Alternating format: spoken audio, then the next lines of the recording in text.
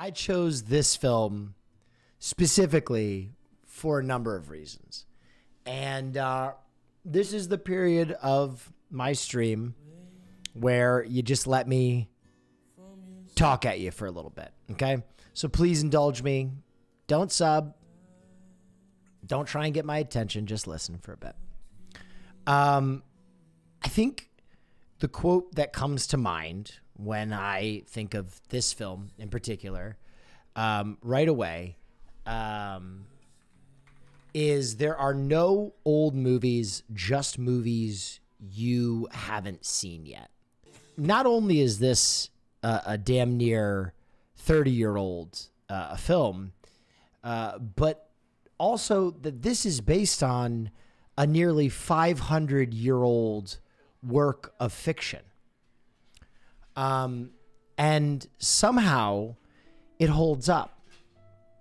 I think we live in a time when not only is it tough to trust older people and conventional wisdoms, a lot of young people wear it as a badge of honor, and rightly so. A lot of older people right now have their heads so far up their asses that it's impossible to listen to anything they say with any dignity. But that does not mean that there has never been meaningful wisdom possessed by those who have come before us. Going with Bill on this one.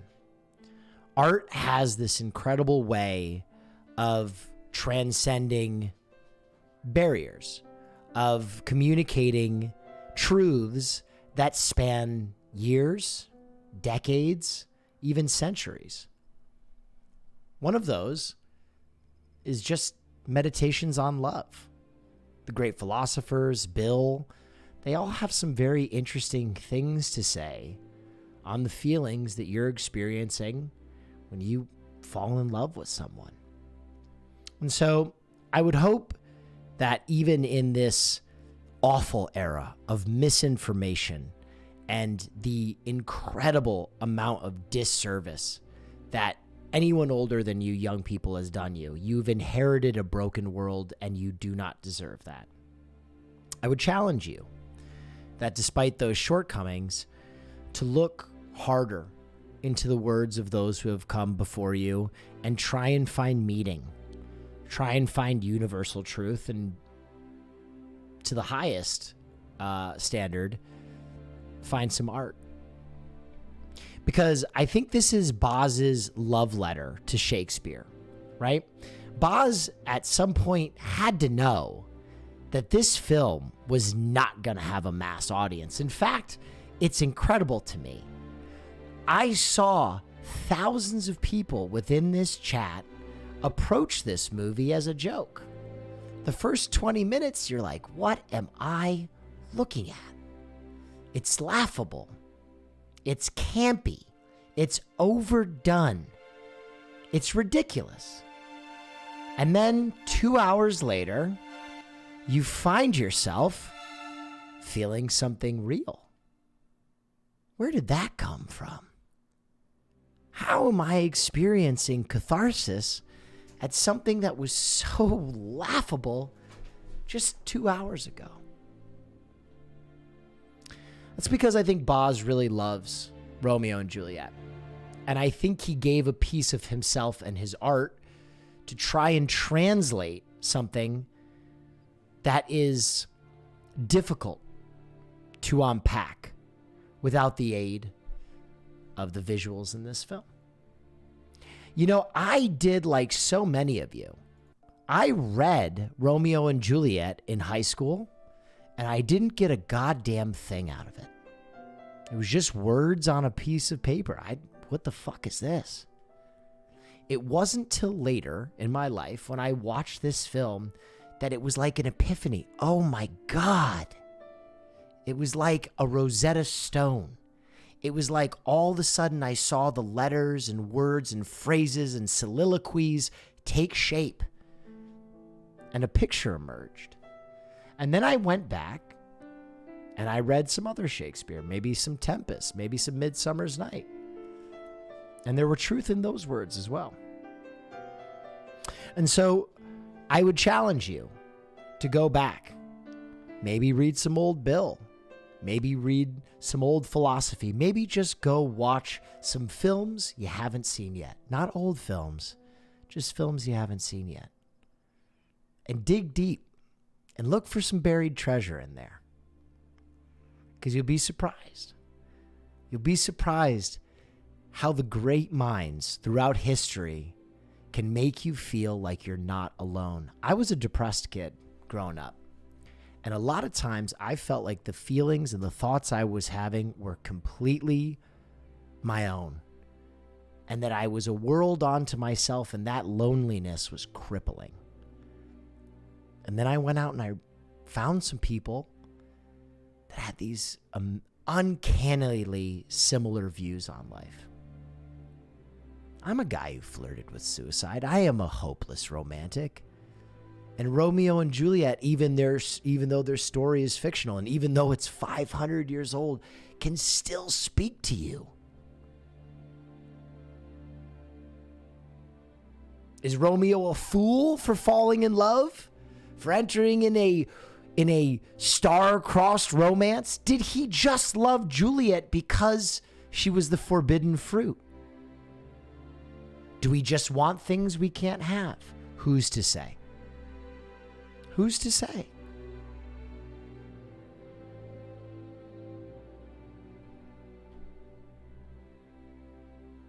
But these are all feelings that we've had in our life. And someone asked the really important question, does it matter? Interpret it how you want to interpret it. Find the lesson that speaks to you. And use it. Move forward. One of my favorite quotes ever is, if I have seen farther, it's because I've stood on the shoulders of giants. Right? What do I always say about film? Great filmmakers, they borrow. They take. Right? Film makes film. And this film in particular is uncanny because Boz isn't borrowing from a film, he's borrowing from a centuries-old stage play. And so it looks and feels so uncanny at first. What am I looking at? It's broken, it's wonky, it's an uncanny valley. Is it a movie? Is it a play? What are we doing? And by the end, you hardly notice that they're speaking in Old English. You hardly notice how wonky this project is because you are drawn in. So go make whatever fucking weird project you want. Go make something broken. Go make something unusual, but love the fuck out of it. Pour yourself into it. Add every little piece of your art, your truth, your passion. Stand on the shoulders of giants and make something that you know might be ridiculed. Have the strength and the bravery to make something a little misshapen, a little wonky, and a little weird. Because on a long enough timeline, you might find that it's the imperfections in your project that your audience falls in love with the most.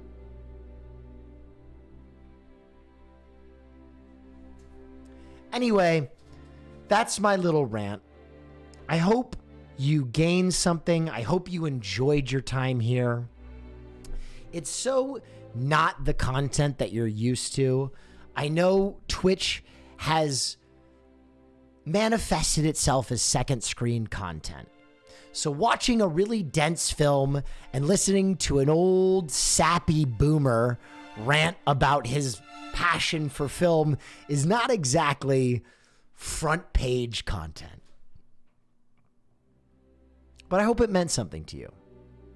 Because film at one point saved my life. I entered my first film class, ironically, on this night because I was following a beautiful girl. In high school, I had crippling acne. I was a horror to look at. I was misshapen, pudgy, greasy, poorly dressed.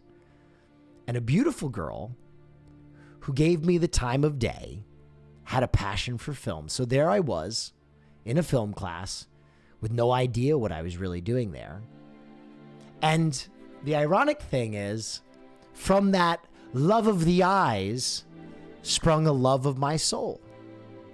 I can't tell you where that young woman is now. I hope her all the best. But by following truth and beauty and passion, I found something that would sustain me for the rest of my life. My passion, film. So follow your heart. Go out and do things that scare the shit out of you.